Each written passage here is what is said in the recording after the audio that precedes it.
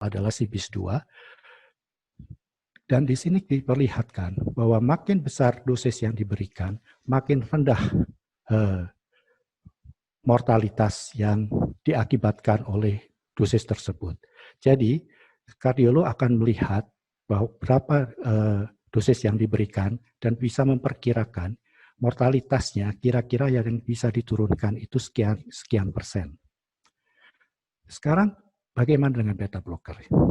Beta blocker bersama dengan obat-obat lain itu berpengaruh pada cardiovascular continuum, dan efek dari beta blocker itu lengkap.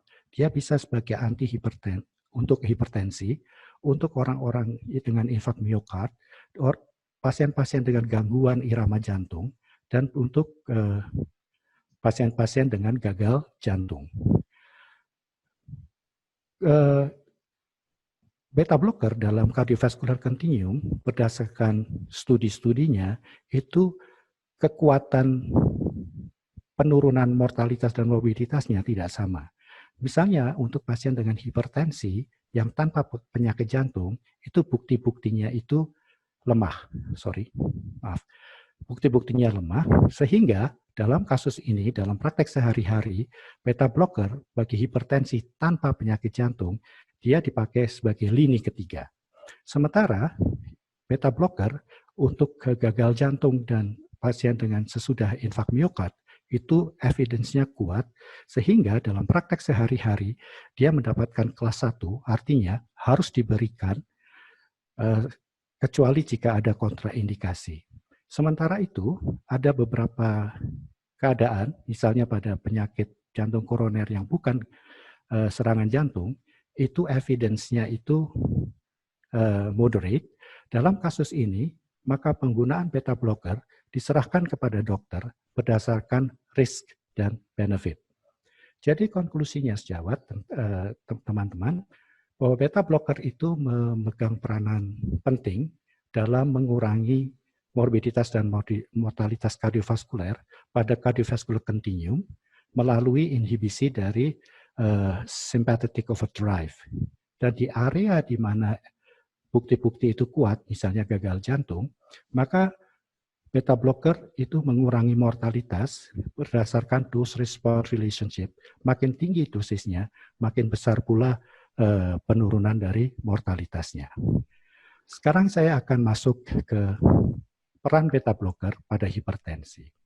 Beta blocker, semua beta blocker itu menurunkan tekanan darah, berarti kerja dari beta blocker pada pasien dengan hipertensi adalah efek dari kelas obat atau semua beta blocker bisa dipergunakan.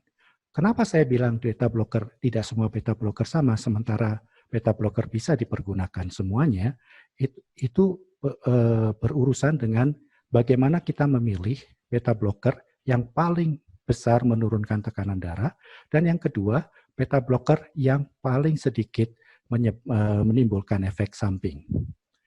Beta blocker itu dimulai dengan propanolol, itu disebut sebagai generasi pertama. Propanolol itu merupakan vasokonstriktor, bukan vasodilator. Pertanyaannya adalah bagaimana mungkin sebuah obat yang membuat vasokonstriksi bisa menurunkan tekanan darah? Jawabannya adalah karena propanolol menurunkan tekanan darah dengan mengurangi kontraktilitas dari otot miokard. Sesudah itu dibuatlah beta blocker generasi kedua yang mempunyai efek vasodilatasi lebih besar daripada propanolol dengan cara membuat beta blocker generasi kedua ini lebih spesifik menghambat beta 1. Karena beta 2 kalau dihambat, dia akan membuat vasokonstriksi. Jadi ini adalah beta blocker yang selektif beta 1. Yang beredar di Indonesia itu adalah atenolol, bisoprolol, dan metoprolol. Sesudah itu muncullah generasi ketiga di mana efek vasodilatasinya lebih tinggi lagi, dan oleh karenanya generasi ketiga ini disebut sebagai beta blocker yang vasodilator.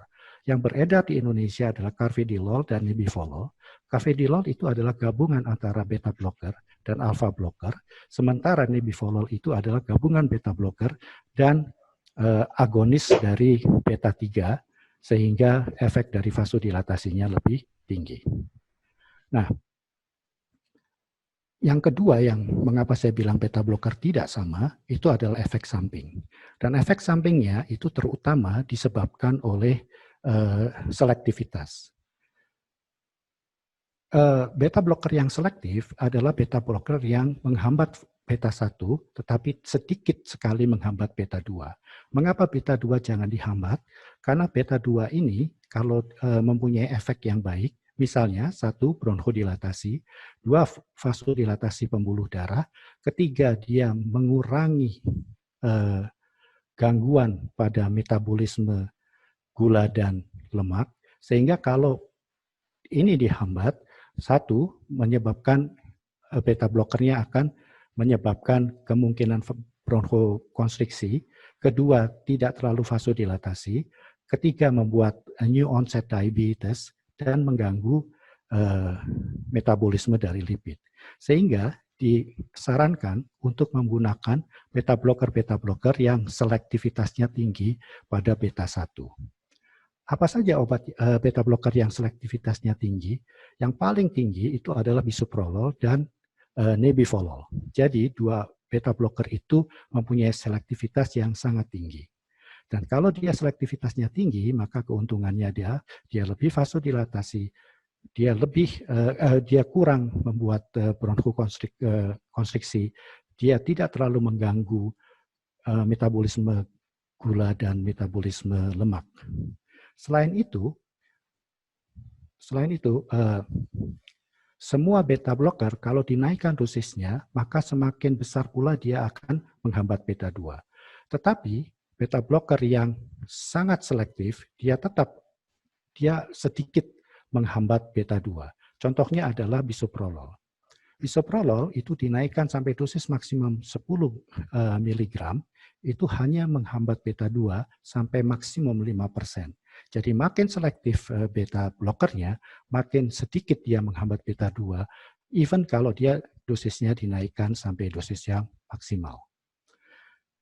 Satu hal yang sangat ditakuti oleh dalam penggunaan beta blocker itu adalah menyebabkan bronkokonstriksi pada pasien-pasien katakan dengan penyakit chronic obstructive pulmonary disease. Dan jika pasien itu mempunyai indikasi, maka pergunakanlah beta blocker walaupun pada pasien COPD, kecuali jika terdapat bronkokonstriksi yang akut. Karena penggunaan beta blocker jika ada indikasinya, misalnya pada penyakit jantung koroner, itu akan menurunkan mortalitas yang signifikan dibandingkan kalau pasien-pasien itu tidak diberikan beta blocker. Demikian juga penggunaan beta blocker itu sering ditakutkan menyebabkan erectile dysfunction yang sering dalam bahasa sehari-hari disebut sebagai impotensia. Tetapi studi ini menunjukkan bahwa tidak ada satu obat pun yang betul-betul banyak obat yang dapat berhubungan dengan erectile dysfunction pada pasien-pasien dengan penyakit jantung. Mengapa? Karena erectile dysfunction kemungkinan tidak berhubungan dengan obatnya, tetapi berhubungan dengan penyakit jantung yang menyebabkan gangguan pada endotel. Jadi kesimpulannya sejawat untuk hipertensi adalah pergunakanlah beta blocker yang beta selektif karena dia mempunyai keuntungan, mempunyai efek vasodilatasi yang lebih besar dan sedikit mengganggu metabolisme lemak dan gula dan sedikit membuat bronkokonstriksi dan sedikit membuat erectile dysfunction. Jika tadi untuk pasien dengan hipertensi, beta blocker itu adalah class effect. Untuk pasien-pasien dengan gagal jantung, beta blocker itu tidak class effect, mengingat bahwa ada beta blocker yang meningkatkan mortalitas, ada yang mempunyai efek netral, dan ada efek yang protektif terhadap gagal jantung. Ada 4 obat yang disepakati atau direkomendasikan untuk terapi gagal jantung, yaitu bisoprolol, metoprolol suksinat, bukan tartrat, carvedilol itu oleh American Guideline, dan ditambah dengan nebivolol oleh European Guideline. Indonesia mengikuti European Guideline